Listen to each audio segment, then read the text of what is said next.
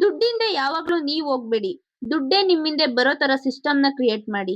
Suppose ಇವಾಗ ನಿಮ್ಗೆ ಅರ್ಥ ಆಗ್ಬೇಕಂದ್ರೆ ನಾಳೆಯಿಂದ ಏನಾದ್ರೂ ನೀವು 1 ತಿಂಗಳು ಕೆಲ್ಸಕ್ಕೆ ಹೋಗ್ಲಿಲ್ಲ ಅಂದ್ರೆ, ನಿಮ್ ನಿಮ್ಗೆ ಯಾವುದೇ ಸ್ಯಾಲರಿ ಬರಲ್ಲ. ನಿಮ್ ಅಕೌಂಟ್‌ಗೆ ಯಾವುದೇ ಇನ್ಕಮ್ ಬರಲ್ಲ. ಅಂದ್ರೆ ಇದು ನೀವು ಹಣಕ್ಕೋಸ್ಕರ ಕೆಲ್ಸ ಮಾಡ್ತಿದ್ದೀರಾ. ನೀವು ಹಣದಿಂದೆ ಹೋಗ್ತಿದ್ದೀರಾ ಅಂತ ಅರ್ಥ. ಆದ್ರೆ ಸಿಸ್ಟಮ್ ಅಂದ್ರೆ ಹಂಗಲ್ಲ. ನೀವು 2 ತಿಂಗಳು, 3 ತಿಂಗಳು ಕೆಲ್ಸಕ್ಕೆ ಹೋಗ್ಲಿಲ್ಲ ಅಂದ್ರೂನು, ನೀವು ಕ್ರಿಯೇಟ್ ಮಾಡಿರೋ ಸಿಸ್ಟಮ್ ಇಂದ ನಿಮ್ ಅಕೌಂಟ್‌ಗೆ ಅಮೌಂಟ್ ಬರ್ತಾನೆ ಇರುತ್ತೆ. ಇದು ಸಿಸ್ಟಮ್. ನಿಮ್ಗೆ ಇನ್ನ ಈಸಿಯಾಗಿ ಅರ್ಥ ಆಗ್ಬೇಕು ಅಂದ್ರೆ ನನ್ಗೆ ಇಬ್ರು ಫ್ರೆಂಡ್ಸ್ ಇದ್ದಾರೆ.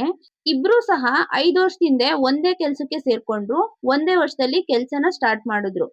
ಆದ್ರೆ ಫಸ್ಟ್ ಫ್ರೆಂಡ್ ಏನಿದ್ದಾರೆ ಅವ್ರ ಮೈಂಡ್ ಸೆಟ್ ಯಾವ ತರ ಅಂದ್ರೆ ಒಂದ್ ಒಳ್ಳೆ ಕೆಲ್ಸ ಸಿಕ್ಕಿ ಒಂದ್ ಒಳ್ಳೆ ಸಂಬಳ ಬಂದ್ರೆ ಸಾಕು ಅಂತ. ಅವ್ರು ಯಾವ ತರ ಮಾಡ್ತಿದ್ರು ಅಂದ್ರೆ ಕೆಲ್ಸಕ್ ಹೋಗೋದು, ಬರೋದು, ಮತ್ತೆ ಏನಾದ್ರು ಬಂದ್ಮೇಲೆ ಒಂದ್ ಹೊರಗಡೆ ಹೋಗೋದು, ಸುತ್ತಾಡೋದು, ಫ್ರೆಂಡ್ಸ್ ಜೊತೆ ಫಿಲಂ ಅಂತ ಮಲ್ಗೋದು ಆರಾಮಾಗಿ, ಮತ್ತೆ ಬೆಳಗ್ಗೆ ಎದ್ದೊಳೋದು, ಕೆಲ್ಸಕ್ ಹೋಗೋದು, ಬರೋದು ಇಷ್ಟೇ. ಆದ್ರೆ ಇನ್ನೊಬ್ರು ಫ್ರೆಂಡ್ಸ್ ಏನಿದ್ದಾರೆ ಅವ್ರು ಕೆಲ್ಸಕ್ ಹೋಗ್ತಾನೆ ಕೆಲ್ಸಕ್ ಹೋಗ್ ಬಂದ್ಮೇಲೆ ಪ್ರತಿದಿನ ಒಂದ್ 2-3 ಗಂಟೆಯಲ್ಲಿ ಯೂಟ್ಯೂಬ್ ಸ್ಟಾರ್ಟ್ ಮಾಡಿದ್ರು, ಬ್ಲಾಗ್ ಸ್ಟಾರ್ಟ್ ಮಾಡಿದ್ರು, ಅವ್ರದ್ದೇ ಆದ ಒಂದು ಡಿಜಿಟಲ್ ಪ್ರಾಡಕ್ಟ್ ನ ಕ್ರಿಯೇಟ್ ಮಾಡಿದ್ರು, ಮತ್ತೆ ಫ್ರೀಲಾನ್ಸಿಂಗ್ ನ ಸ್ಟಾರ್ಟ್ ಮಾಡಿದ್ರು. ಇವ್ರಿಗೆ ಫಸ್ಟ್ 6 ತಿಂಗಳಲ್ಲಿ ಯಾವುದೇ ಇನ್ಕಮ್ ಬರ್ಲಿಲ್ಲ. ಒಂದ್ ವರ್ಷ ಆದ್ರೂ ಸಹ ಅಂತ ದೊಡ್ಡ ಆದಾಯ ಏನ್ ಬರ್ಲಿಲ್ಲ. ಆದ್ರೆ ಹಾಗಂತ ಅವರು ಸ್ಟಾಪ್ ಮಾಡ್ಲಿಲ್ಲ. ಅವರಿಗೆ ತಕ್ಷಣಕ್ಕೆ ಹಣ ಗಳಿಸೋದ್ಕಿಂತ ಒಂದು ಸಿಸ್ಟಮ್ ನ ಕ್ರಿಯೇಟ್ ಮಾಡ್ಬೇಕು ಅನ್ನೋದು ಅವ್ರ ಉದ್ದೇಶ ಆಗಿತ್ತು.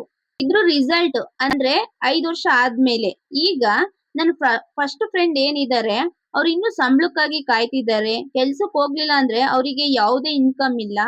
ಮತ್ತೆ ಅವ್ರಿಗೆ ಜೀವನ ಮಾಡಕ್ಕೂ ಕಷ್ಟ ಆಗುತ್ತೆ. ಏನಾದ್ರೂ ಕೆಲ್ಸಕ್ ಹೋಗ್ಲಿಲ್ಲ, 1 ತಿಂಗಳು ಏನಾದ್ರೂ ಮನೇಲಿದ್ದಾರೆ ಅಂದ್ರೆ. ಆದ್ರೆ ನನ್ ಸೆಕೆಂಡ್ ಫ್ರೆಂಡ್ ಏನಿದ್ದಾರೆ ಅವರು ಇವತ್ತು ಆರಾಮಾಗಿ ಮನೇಲಿದ್ರು ಅವ್ರಿಗೆ ಜೀವನ ಮಾಡಕ್ಕೆ ಯಾವುದೇ ತೊಂದ್ರೆ ಆಗಲ್ಲ. ಯಾಕಂದ್ರೆ ಅವರು ಏನು 5 ವರ್ಷದ ಹಿಂದೆ ವಿಡಿಯೋ ಕ್ರಿಯೇಟ್ ಮಾಡ್ಕೊಂಡ್ ಬಂದಿದ್ದಾರೆ ಯೂಟ್ಯೂಬ್ ಅಲ್ಲಿ. ಅದಕ್ಕೆ ಇವಾಗ್ಲೂ ವ್ಯೂಸ್ ಬರ್ತಿದಾವೆ. ಮತ್ತೆ ಬ್ಲಾಗ್ ಏನ್ ಕ್ರಿಯೇಟ್ ಮಾಡಿದ್ದಾರೆ ಅದನ್ನ ಇವಾಗ್ಲೂ ನೋಡ್ತಿದ್ದಾರೆ. ಆರ್ಟಿಕಲ್ಸ್ ನ ಇವಾಗ್ಲೂ ಓದ್ತಿದ್ದಾರೆ. ಮತ್ತೆ ಅವರ ಡಿಜಿಟಲ್ ಪ್ರಾಡಕ್ಟ್ ಏನಿದೆ ಅದರಿಂದಲೂ ಅಮೌಂಟ್ ಬರ್ತಿದೆ. ಮತ್ತೆ ಫ್ರೀಲಾನ್ಸಿಂಗ್ ಮಾಡ್ಕೊಳ್ತಿದ್ದಾರೆ.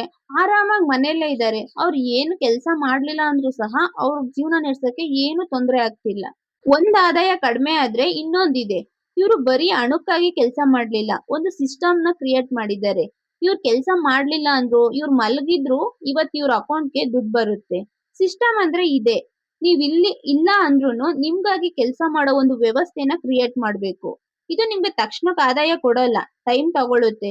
ಯಾವ ತರ ನಾವು ಗಿಡದಲ್ಲಿ ಹಣ್ಣು ಪಡಿಬೇಕು ಅಂದ್ರೆ ಬೀಜ ಹಾಕಿ ಅದು ಸಸಿ ಆಗಿ, ಸಸಿ ಗಿಡ ಆಗಿ, ಗಿಡ ಮರ ಆದ್ಮೇಲೆ ನಮ್ಗೆ ಹಣ್ಣು ಕೊಡುತ್ತೋ ಆ ತರ ನಾವು ಇದಕ್ಕೆ ವೆಯ್ಟ್ ಮಾಡ್ಬೇಕು. ತಕ್ಷಣಕ್ಕೆ ಇದು ರಿಸಲ್ಟ್ ಕೊಡೋದಿಲ್ಲ. ಈ ತರ ಸಿಸ್ಟಮ್ ನ ನೀವೇನಾದ್ರೂ ಕ್ರಿಯೇಟ್ ಮಾಡ್ಬೇಕು ಅಂದ್ರೆ ನಿಮ್ಗೆ ತಾಳ್ಮೆ ಇರ್ಬೇಕು, ಶಿಸ್ತ್ ಇರ್ಬೇಕು, ಕನ್ಸಿಸ್ಟೆನ್ಸಿ ಇರ್ಬೇಕು. ಇವತ್ ಕೆಲ್ಸ ಮಾಡಿ ನಾಳೆ ನಮ್ಗೆ ಹಣ ಬೇಕು ಅಂದ್ರೆ ಅದಾಗೋದಿಲ್ಲ. ತುಂಬಾ ಜನಗಳ್ಗೆ ಏನಂದ್ರೆ ಇಮಿಡಿಯೇಟ್ ರಿಸಲ್ಟ್ ಬೇಕು. ಇಮಿಡಿಯೇಟ್ ಅವ್ರಿಗೆ ಅದರಿಂದ ಫಲಿತಾಂಶ ಬೇಕು. ಅದಕ್ಕೆ ಅರ್ಧದಲ್ಲೇ ಕೈ ಬಿಡ್ತಾರೆ ಸ್ವಲ್ಪ ದಿನ ಮಾಡಿ. ಯಾವುದೇ ಕೆಲಸ ಆಗ್ಲಿ ದೊಡ್ಡ ಚೇಂಜಸ್ ನಮಗ್ ಬೇಕು ಅಂದ್ರೆ ಅದು ಟೈಮ್ ತಗೊಂಡೇ ತಗೊಳುತ್ತೆ. ನೀವು ಪೇಷನ್ಸ್ ಇಂದ ವೇಟ್ ಮಾಡ್ಬೇಕು. ಗಿವ್ ಅಪ್ ಮಾಡಬಾರ್ದು. ಯಾವುದನ್ನು ಅರ್ಧದಲ್ಲೇ ಕೈ ಬಿಡಬಾರ್ದು. ಫೈನಲ್ ಆಗಿ ನಾನು ಈ ವಿಡಿಯೋದಲ್ಲಿ ನಿಮ್ಗೆ ಏನ್ ಹೇಳ್ಬೇಕು ಅಂತ ಟ್ರೈ ಮಾಡ್ತಿದ್ದೀನಿ ಅಂದ್ರೆ ಇನ್ಕಮ್ ಅನ್ನೋದು ನಿಮ್ಮ ಇವತ್ತಿನ ಜೀವನ ನಡೆಸುತ್ತೆ. ಆದ್ರೆ ಒಂದು ಸಿಸ್ಟಮ್ ಕ್ರಿಯೇಟ್ ಮಾಡಿದ್ದೀರಾ ಅಂದ್ರೆ ನೀವು ಫ್ಯೂಚರ್ ಅಲ್ಲಿ ನೀವಿಲ್ಲ ಅಂದ್ರೂನು, ನೀವು ಕೆಲಸ ಮಾಡಿಲ್ಲ ಅಂದ್ರೂನು ನಿಮ್ಮ ಪರವಾಗಿ ಕೆಲಸ ಮಾಡುತ್ತೆ. ನೀವೇನು ದುಡಿದಿಲ್ಲ ಅಂದ್ರೂನು ನಿಮ್ಮ ಅಕೌಂಟ್‌ಗೆ ದುಡ್ಡು ಬರೋ ತರ ಮಾಡುತ್ತೆ. ಸೊ ಹಣದಿಂದ ನೀವು ಓಡ್ಬೇಡಿ. ಹಣ ಬರೋ ದಾರಿನ ನೀವು ಕ್ರಿಯೇಟ್ ಮಾಡಿ. ಹಣ ಬರೋ ದಾರಿನ ನೀವು ಕಟ್ಟಿ. ಸೊ ಒಂದ್ 2 ವರ್ಷ ಆದ್ಮೇಲೆ ನಿಮ್ ಲೈಫ್ ಹೇಗಿರ್ಬೇಕು ಅನ್ನೋದನ್ನ ನೀವ್ ಇವತ್ ಏನ್ ಡಿಸಿಷನ್ ತಗೊಳ್ತೀರಾ, ಇವತ್ ನೀವ್ ಏನ್ ಕೆಲಸ ಮಾಡ್ತೀರಾ ಅದಕ್ಕೋಸ್ಕರ ಅನ್ನೋದ್ರ ಮೇಲೆನೆ ಡಿಸೈಡ್ ಆಗಿರುತ್ತೆ. ಈ ವಿಡಿಯೋ ನಿಮ್ಗೆ ಸ್ವಲ್ಪ ಆದ್ರೂ ಯೂಸ್ಫುಲ್ ಅನ್ಸಿದ್ರೆ ಲೈಕ್, ಶೇರ್, ಸಬ್ಸ್ಕ್ರೈಬ್ ಮಾಡೋದನ್ನ ಮರಿಬೇಡಿ. Thank you for watching.